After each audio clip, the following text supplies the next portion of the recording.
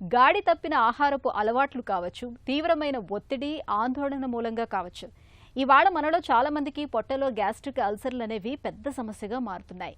అల్సర్ల మూలంగా పొట్టలోని సున్నితమైన మ్యూకోజా పొరకు అక్కడక్కడ చిరుగులు ఏర్పడటంతో తరచూ తీవ్రమైన నొప్పి, మంట వేధిస్తూ ఉంటాయి. ఆహారం తీసుకున్న తర్వాత ఈ అల్సర్ల బాధలు మరింత తీవ్రంగా మారుతూ ఉంటాయి. పొట్టలో వేధించే గ్యాస్ట్రిక్ అల్సర్లకు చికిత్స, పరిష్కార మార్గాల గురించి డాక్టర్ని అడిగి ఇప్పుడు తెలుసుకుందాం.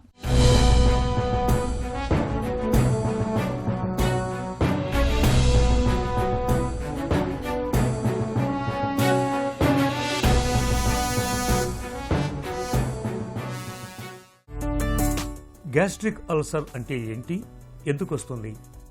మన స్టమక్లో నార్మల్ ఎన్విరాన్మెంట్ మెయింటైన్ అవ్వాలంటే సరైన మోతాదులో యాసిడ్ సెక్రేట్ అవుతూ ఉంటుంది. దాన్ని ప్రొటెక్ట్ చేసుకోవడానికి స్టమక్ మ్యూకోసల్ సెక్రీషన్స్, బైకార్బోనేట్స్ అన్నీ కూడా ఆటోమేటిక్గా ప్రొడ్యూస్ అవుతూ ఉంటాయి. ఎందుకంటే మన బాడీలో ప్రొడ్యూస్ అయ్యే యాసిడ్ని న్యూట్రలైజ్ చేసి మన బాడీ ఎన్విరాన్మెంట్ సరిగ్గా మెయింటైన్ చేయడం, ప్రొటెక్ట్ చేయడానికి హెల్ప్ చేస్తూ ఉంటుంది. అందుకని మన బాడీలో యాసిడ్ ఉన్నా మన స్టమక్కి ఎటువంటి డ్యామేజ్ జరగదు. ఎందుకంటే మ్యూకోసల్ ప్రొటెక్టివ్ ఏజెంట్స్ కానీ, బైకార్బోనేట్స్ కానీ దీన్ని న్యూట్రలైజ్ చేసేసి ఒక రకమైన సేఫ్ ఎన్విరాన్మెంట్ అనేది ప్రొడ్యూస్ చేస్తూ ఉంటుంది. అందుకని మన యాసిడ్ ఉన్నా, మన యాసిడ్ ఎంత స్ట్రాంగ్గా ఉన్నా మన స్టమక్ మ్యూకోసా దాన్ని న్యూట్రలైజ్ చేస్తూ ప్రొటెక్ట్ చేసుకుంటూ మన స్టమక్ ఎన్విరాన్మెంట్ని జాగ్రత్తగా మెయింటైన్ చేయడానికి మన బాడీ బ్యాలెన్సింగ్ యాక్ట్ చేస్తూ ఉంటుంది.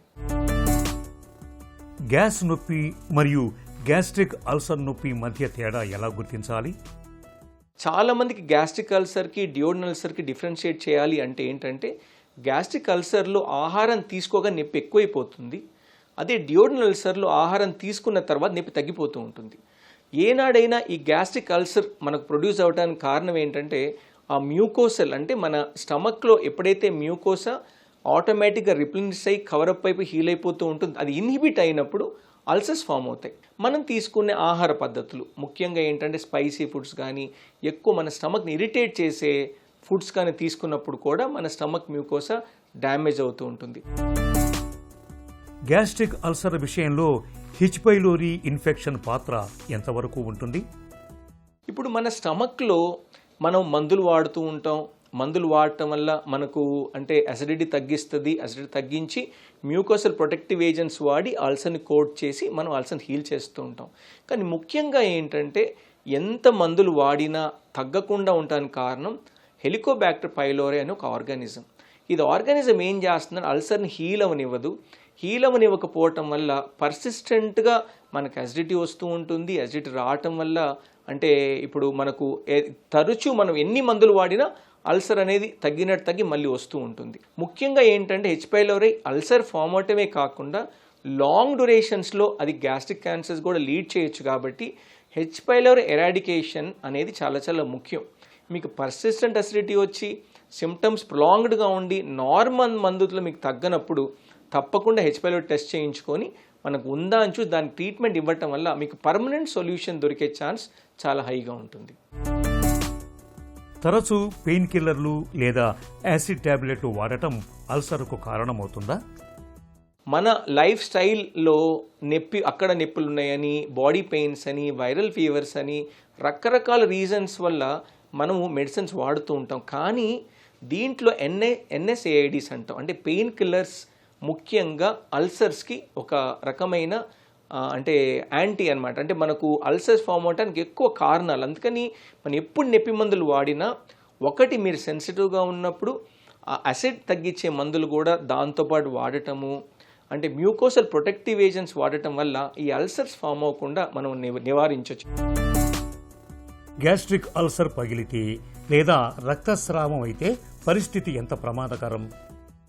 మొదట్లో ఏంటంటే గ్యాస్ట్రిక్ అల్సర్స్ కాంప్లికేషన్స్ అనేవి అంటే అల్సర్ వల్ల బ్లీడ్ అవటాలు, తర్వాత అల్సర్ అనేది పర్ఫరేట్ అవటాలు, అంటే డియోడనల్ ఏరియాలో పర్ఫరేట్ అవటాలు ఇవన్నీ జరుగుతున్నాయి. మనకు మోడర్న్ ఏజ్ గ్రూప్లో చాలా మంచి మందులు రావటం వల్ల కాంప్లికేషన్స్ అనేవి తగ్గిపోయి ఇప్పుడు వచ్చే కాంప్లికేషన్స్ ఏంటంటే ఈ అల్సర్ మందులు మనం సరిగ్గా వాడినప్పుడు, ఎస్పెషల్ డియోడనల్ అల్సర్స్, మన మోషన్ వెళ్ళే ద్వారం అంటే అల్సర్ రావటం, తగ్గటం, మళ్ళీ మానటం, మళ్ళీ రావటం, ఇలా రావటం వల్ల ద్వారం మూసుకుపోయి గ్యాస్ట్రిక్ అవుట్లెట్ అబ్స్ట్రక్షన్ కానీ, స్టమక్లో తిన్న ఆహారం కిందకి వెళ్ళపోలేకపోవటం అలాంటి ప్రాబ్లమ్స్ వస్తూ ఉంటాయి.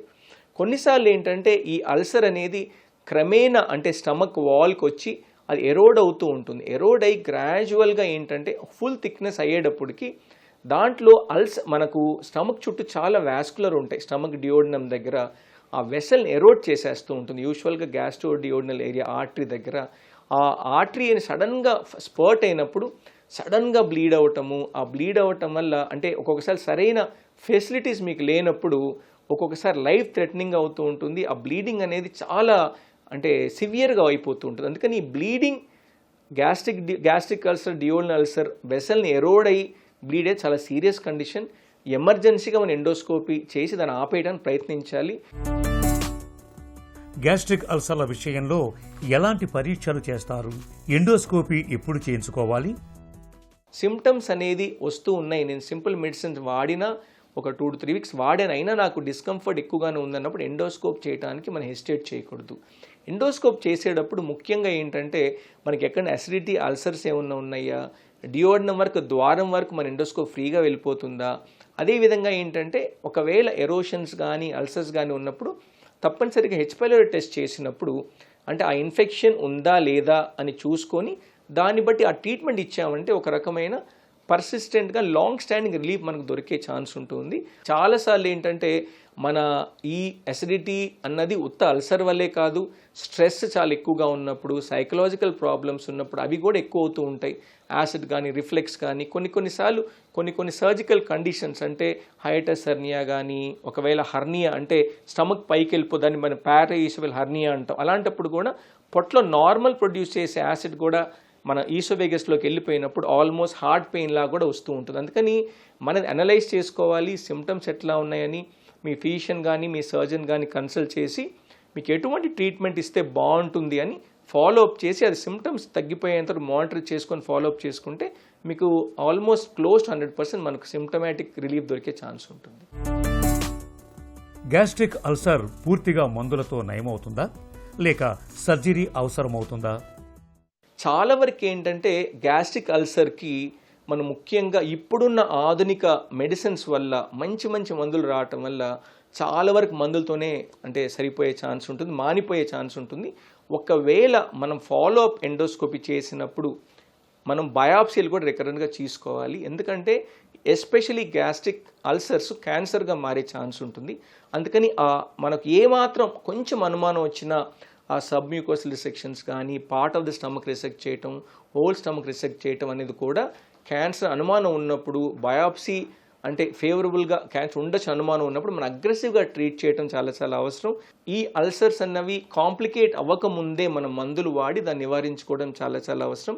ఎస్పెషల్లీ సైకలాజికల్ మెడిసిన్స్ వాడేవాళ్ళు, రికరెంట్గా అంటే యాంటీమెటబాలిక్ మెడికేషన్స్ బాడీ పెయిన్స్ కోసం వాడేవారు, NSAIDs వాడే వాళ్ళందరూ కూడా అంటే ఇప్పుడు చాలామంది కార్డియక్ మెడిసిన్స్ వాడుతూ ఉంటారు. కార్డియక్ మెడిసిన్స్లో కూడా ఎకోస్ప్రిన్ అనేది ఒకటి ఉంటుంది. అది ఉన్న దానివల్ల కూడా మనకేంటంటే అల్సర్స్, డియోడినల్ అల్సర్స్ ఫామ్ అవుతూ ఉంటాయి.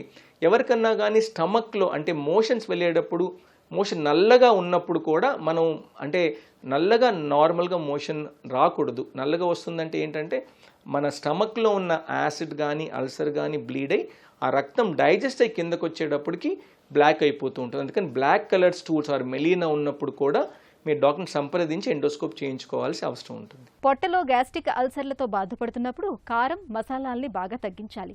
సాత్వికాహారం తీసుకోవడం మరీ మేలు. ఒత్తిళ్లు, ఆందోళనలు అల్సర్లను ప్రేరేపిస్తాయి కాబట్టి వాటిని అదుపులో ఉంచుకోవాలి.